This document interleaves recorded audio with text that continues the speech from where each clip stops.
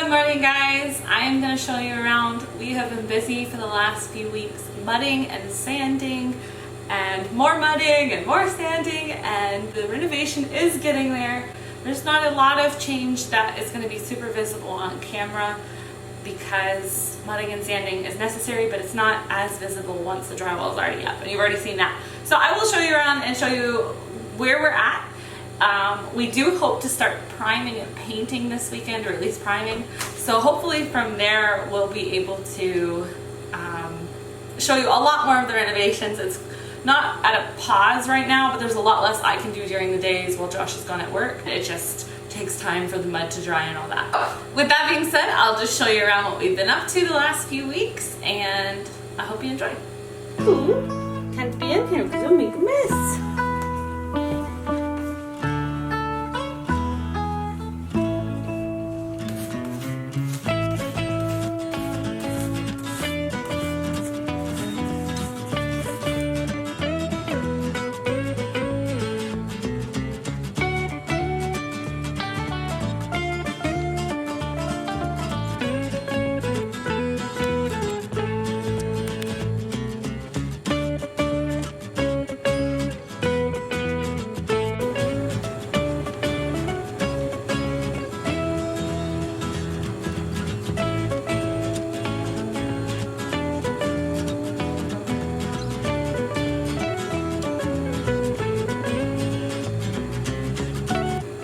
Bookshelves are going to be so awesome. We're hoping to put cookbooks and that kind of thing in there.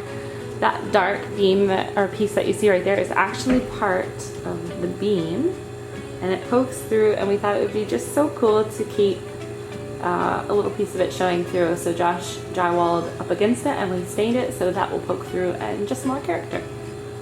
Josh got the hole cut and the outlet put in and the first coats of mud. I think there's one more coat to go. This is for the vent fan that will go over our stove. This is the new electrical closet.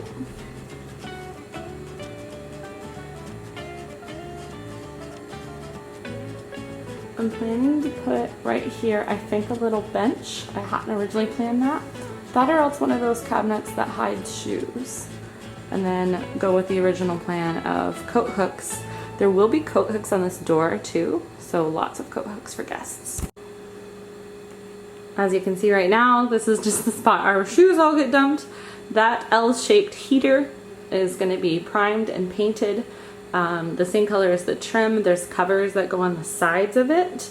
So that's going to get painted, and then we're actually going to build out a bench seat here, and I think it's going to be a lifted lid instead of like cubbies. It's gonna, you lift the lid for shoe storage. The cool thing about these heaters is you can have stuff built over them, touching them. They are water radiator heaters, so they don't actually physically get hot on the metal cages or whatever, so you can build around them. I'm not gonna lie, these beams have been in here for I think 2 months, and I will be so excited when they get put in place and I can have my living room back again. So those beams that are in the living room are going to be running along that crack there in the ceiling. It's not actually a crack, it's just where the two butts of the drywall meet. But that beam is going to go there, and the post is going to live right there in the corner of that bookshelf, the same way as this one does. So they'll be symmetrical. So guys, that is about it for this week. Not as exciting of an update, but it is reality. We are getting close to the fun stuff. The paint, the primer, the flooring, putting the tile up. I am so excited to see this kitchen come together. I'm so excited not to be living in drywall dust. So excited to have a space that is clean and everything has a spot. It is a work in progress, and it's teaching me a lot about not getting instant gratification, but having to wait patiently and work hard for the things that you're hoping to end up with. So I just wanted to share a few little things before I end this video. I wanted to share a couple of the things that we've learned. One of the biggest ones is have a place in your home, or don't be in the home. So have a place in the home that you're renovating. So for instance, we live here while we renovate. So you need places that you can go to that are clean, organized, not construction zones. You can keep healthy, good routines, and you can continue living a normal life. You need to be able to remove yourself from the construction area, or at least we do, because sometimes just the chaos of it, because it is a construction zone, it just gets overwhelming and too much and is tiring. So there are days when you're already tired and you just want to rest, and those days you need to have a place you can go to. Okay, so the next thing I would say is always budget like at least 5 times more time than you think it's going to take. Unless you are a trained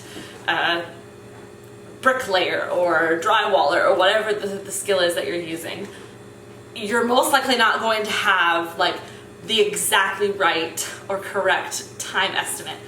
And my suggestion is budget more time than you're expecting you're going to need, because inevitably real life happens that has nothing to do with renovation, so that takes time.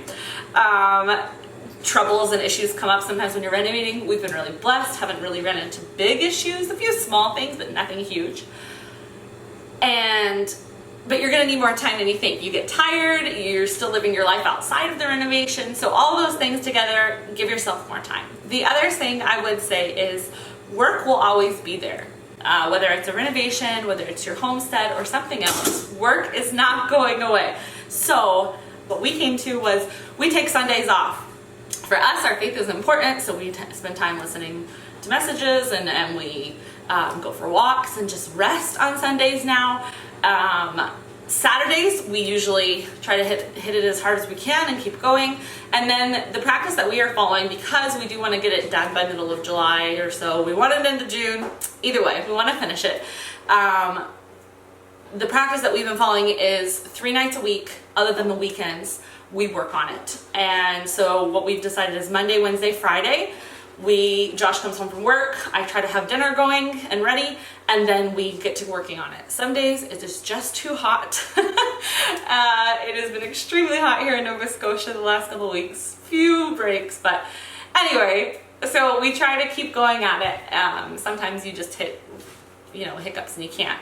But then on Tuesday and Thursday, we try to rest. So last night was Tuesday, so we went in the canoe, we went for a swim, and then Josh said, hey, let's go fishing. So we live near a lake, so we put the canoe in the lake, and I actually caught 3 fish, but only one landed in the boat. The other 2, one I caught, and it got off the hook, but we did get to see it.